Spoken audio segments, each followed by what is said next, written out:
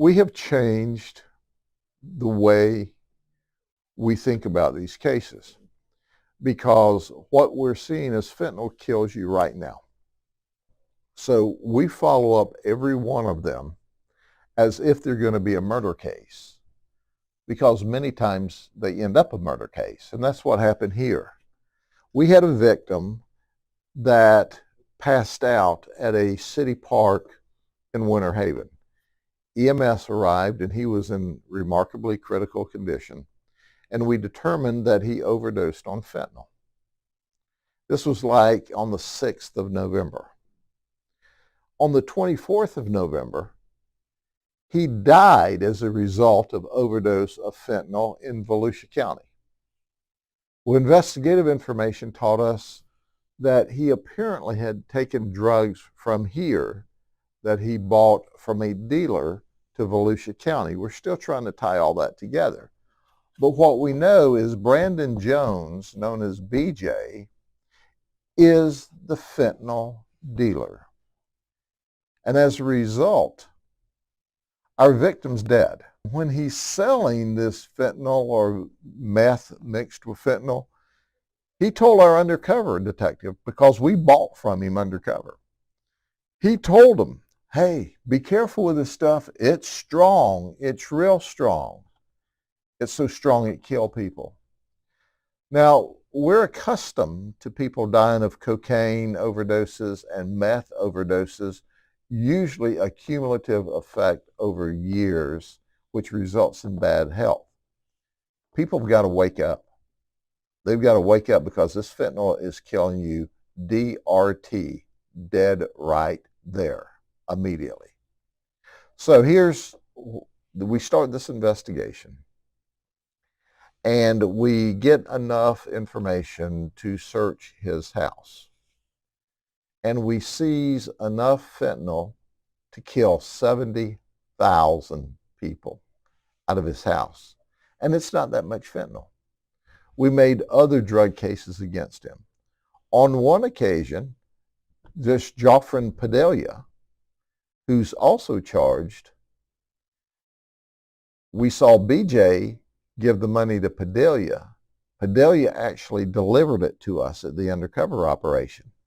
We have both of these for 25-year minimum mandatories, and they're not even charged with the murder yet of our victim. That case is under investigation by Volusia County, and we certainly hope we can bring the appropriate murder charge, because this guy is the direct nexus to our victim dying. But regardless of that, we have a 25-year mid-man that we can send these two guys for trafficking fentanyl and other drugs away for a very, very long time. How big of an issue does fentanyl continue to be here in Polk County and across the Tampa Bay area? I think it's fair to say it's not just Polk County, it's not just the Tampa Bay area, it's across the state and the nation. It's horrible, and it's coming to us through our southern borders. That's right, our porous borders. We've got a crisis at the border in more than one sense. Not only do we have people flooding across the border to come to this country to do better, but the drug dealers are using that flood of people to blend in their drugs that are killing people in the United States. So fentanyl and meth is pouring across our southern border. The fentanyl is originating, it's chemical compound out of China. It's going from China into Mexico, and Mexico is sending it to us. The frightening part about all of this is they are creating pills or stamping pills that look like an oxycodone.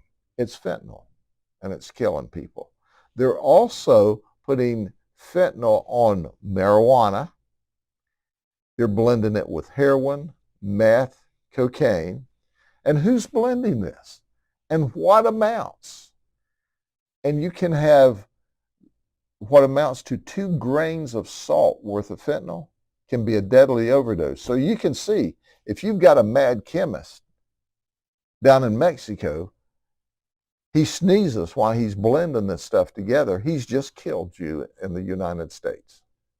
What's your message to dealers out there? Because obviously, I guess they're on notice now. Yeah, the message to the dealers are we're coming after you. And we're not just coming after you to lock you up in the county jail. We're coming after you to do a minimum mandatory 25 years. We're going to do our best to take you out of circulation forever because we're not going to allow you to murder people with your drugs, your fentanyl specifically. And just so I'm clear, the charge out of murder out of Volusia County would be because he died there? Because that's where the overdose was. Okay. The information that we're still working on is that he bought the drugs from BJ here, but he took the drugs with people, I don't know who all his partiers were, to Volusia County. He used the drugs in Volusia County, and that's where he died. But we're working with Volusia County. They're also looking at this. But every time we see an overdose with fentanyl, we're not just dealing with it as an overdose report and they survive and live.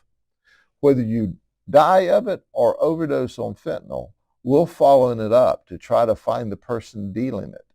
Because the person dealing this terrible drug is killing people right now. Not 5 or 10 or 15 years from now with the abuse of drugs, but right now. It's got to stop. And we're doing our part.